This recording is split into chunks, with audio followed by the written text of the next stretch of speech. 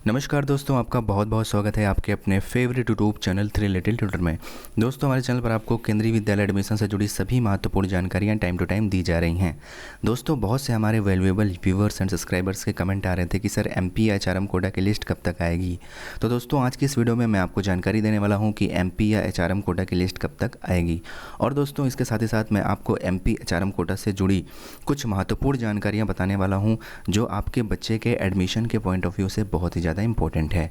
तो दोस्तों, I hope that कि आप इस वीडियो को स्किप नहीं करेंगे, क्योंकि दोस्तों अगर आप वीडियो को स्किप करते हैं तो आपसे हो सकता है कि कोई महत्वपूर्ण जानकारी छूट जाए।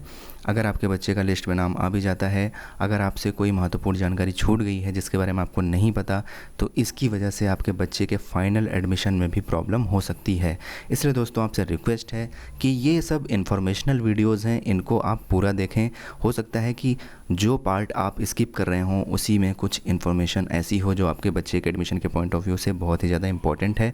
इसलिए आपसे रिक्वेस्ट है कि वीडियो को पूरा देखा करिए। तो चलिए वीडियो में आगे बढ़ते हैं और आपको बताते हैं कि एमपी या एचआरएम कोटा की लिस्ट कब तक आएगी और एमपी या एचआरएम कोटा से जुड़ी कुछ महत्वपूर्ण बातें जो कि एडमिशन के पॉइंट ऑफ व्यू से बहुत ही ज़्यादा इंपॉर्टेंट हैं। दोस्तों, जिन्होंने एमपी एचआरएम कोटा के थ्रू अपने बच्चे का एडमिशन नहीं भी रिकमेंड करवाया है, उनके लिए भी ये वीडियो बहुत ही ज़्यादा इंपॉर्टेंट है, क्योंकि जो एमपी एचआरएम कोटा में एडमिशन होते हैं ये क्लास 1 के अलावा और भी जो क्लासेस हैं अप टू क्लास 9th, कक्षा 1 से लेकर कक्षा 9 तक के किसी भी क्लासेस में, कक्षा 1 से लेकर कक्षा 9 तक के, मैं आपको फिर से याद दिला दूं, कक्षा 1 से लेकर कक्षा 9 तक के किसी भी क्लासेस में एमपी के द्वारा एडमिशन रिकमेंड कर दिया जाता है।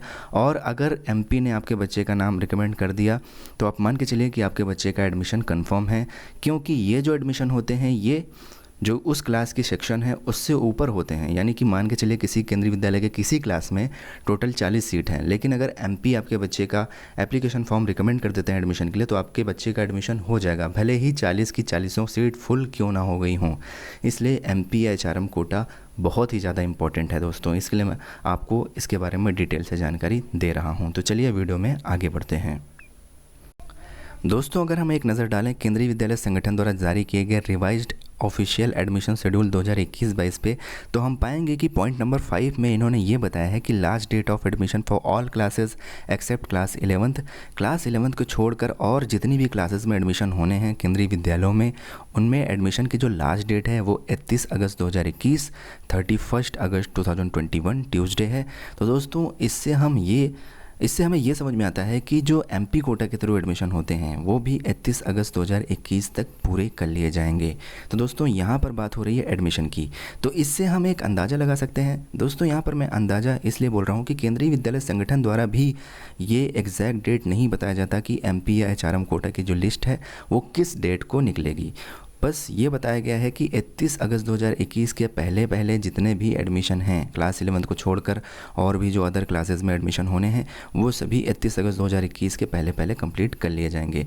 तो दोस्तों, मेरा ये अनुमान है कि जो एमपी या एचआरएम कोटा की लिस्ट हैं वो 20 जुलाई के बाद से आना शुरू हो जाएंगी। हालांकि दोस्तों, इस पर जैसे ही कोई नई अपडेट मिलेगी हम आपको तुरंत इन्फॉर्म करेंगे अपने चैनल पर वीडियो के माध्यम से।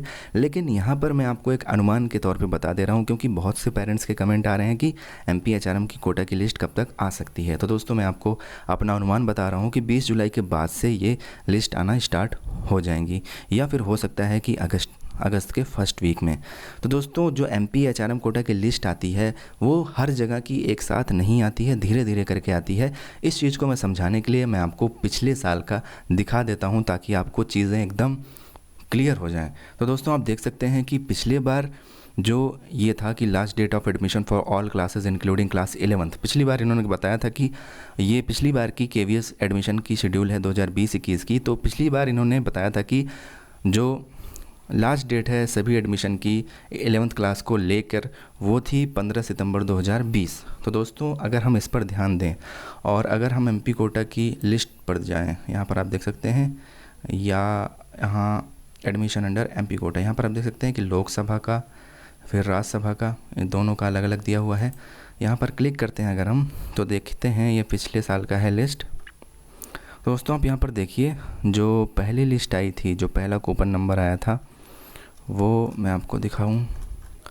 तो दोस्तों, आप यहाँ पर देख सकते हैं कि जो पहला कूपन नंबर 541 पिछली साल 6 अगस्त 2021 को पहला आया था, जबकि एडमिशन की जो लास्ट डेट थी पिछले बार सभी क्लासेस की एडमिशन की लास्ट डेट थी वो थी 15 सितंबर 2020। तो आप देख सकते हैं कि लगभग एक महीने पहले से ही ये जो लिस्ट है वो आना शुरू हो जाती हैं। और जो सबसे बाद में सबसे लेटेस्ट जो ये लिस्ट आई थी उसको मैं आपको दिखा दूं, वो आप देख सकते हैं। तो दोस्तों जो सबसे लास्ट में कूपन नंबर 195 आया था पिछले साल, वो 31 अगस्त 2020 को आया था। तो दोस्तों इस तरीके से आप देख सकते हैं कि लगभग महीने भर ये प्रोसेस चलता रहता है, लिस्ट आती रहती हैं, एडमिशन होता रहता है। तो इस तरीके से हम इस बार का भी अंदाज़ा लगा सकते हैं कि जो एडमिशन की लास्ट डेट है वो 31 अगस्त 2021 है सभी क्लासेस के लिए 11th क्लास को छोड़ के। तो 31 अगस्त 2000 पहले जो MP कोटा की लिस्ट है और जो उनका एडमिशन है वो फाइनल कर लिया जाएगा। अपने अपने केंद्रीय विद्यालय की वेबसाइट को भी चेक करते रहें।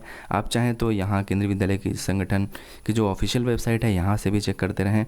उसके बाद में सबसे ज़्यादा मुझे सूटेबल लगता है कि आप जो है अपने केंद्रीय विद्यालय की, जहाँ पर आपने अपने बच्चे का फॉर्म रिकमेंड करवाया है MP से एडमिशन के लिए, उस केंद्रीय विद्यालय की वेबसाइट को भी लगातार चेक करते रहें। वहाँ के अनाउंसमेंट सेक्शन में भी जो MP कोटा की लिस्ट है वो अपडेट हो जाती है। वहाँ से जाकर आप देख सकते हैं कि MP ने आपके बच्चे का नाम रिकमेंड किया या नहीं किया है। तो दोस्तों इस तरीके का मैं आपको एक कूपन खोल के दिखा देता हूँ कि किस तरीके का दिखता है ये MP द्वारा रिकमेंड किया गया फॉर्म जो होता है। आप देख सकते हैं यहाँ पर ऐसे इस तरीके का दिखता है।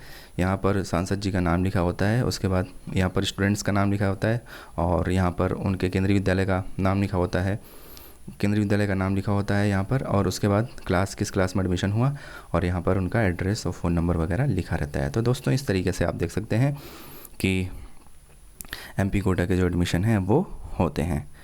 तो मैं आशा करता हूँ कि ये जानकारी आपको समझ में आ गई होगी। फिर भी अगर आपको कोई डाउट है तो आप कमेंट करके पूछ सकते हैं। और दोस्तों MP HRM कोटा में अगर आपके बच्चे का नाम आता है तो स्कूल द्वारा इसकी सूचना आपको दी जाती है, कॉल के माध्यम से, SMS के माध्यम से या फिर लेटर के माध्यम से। लेकिन हो सकता है कि कभी कभी इसमें डिले हो जाए। इसके लिए आप केंद्रीय विद्यालय की वेबसाइट को भी चेक करते रहें ताकि आपको टाइमली पता चल जाए कि आपके बच्चे का MP कोटा या HRM कोटा के लिस्ट में नाम आया है और आप जाकर आसानी से अपने बच्चे का एडमिशन उस केंद्रीय विद्यालय में करवा लें। दोस्तों अगर आपने अपने बच्चे का रिकमेंडेशन करवाया है MP से और अगर उन्होंने आपके बच्चे का रिकमेंड कर दिया है एप्लीकेशन फॉर्म एडमिशन के लिए, तो आप मान के चलिए कि आपके बच्चे का एडमिशन हो जाएगा, लेकिन आपका बच्चा केंद्रीय विद्यालय संगठन द्वारा जारी किए गए एडमिशन गाइडलाइन के हिसाब से एलिजिबल होना चाहिए। तो दोस्तों उम्मीद करता हूँ कि आपको ये जानकारी ज़रूर सही लगी होगी और अगर आपको कोई भी डाउट है तो आप नीचे कमेंट करके पूछ सकते हैं, हम आपके कमेंट का रिप्लाई ज़रूर करेंगे। और दोस्तों कमेंट के रिप्लाई करने में थोड़ा सा लेट हो सकता है क्योंकि बहुत से कमेंट रहते हैं तो सबको रिप्लाई करते करते थोड़ा टाइम लग सकता है, लेकिन हम आपके कमेंट का रिप्लाई ज़रूर करेंगे। तो दोस्तों बने रहिए हमारे साथ जुड़ने के लिए आप हमारे चैनल को सब्सक्राइब कर सकते हैं। बेल आइकन यानी कि घंटी वाला निशान ज़रूर दबाइएगा ताकि कोई भी लेटेस्ट नोटिफिकेशन आपसे मिस ना हो। हम मिलेंगे अपने अगले वीडियो में, तब तक के लिए बाय बाय, टेक केयर।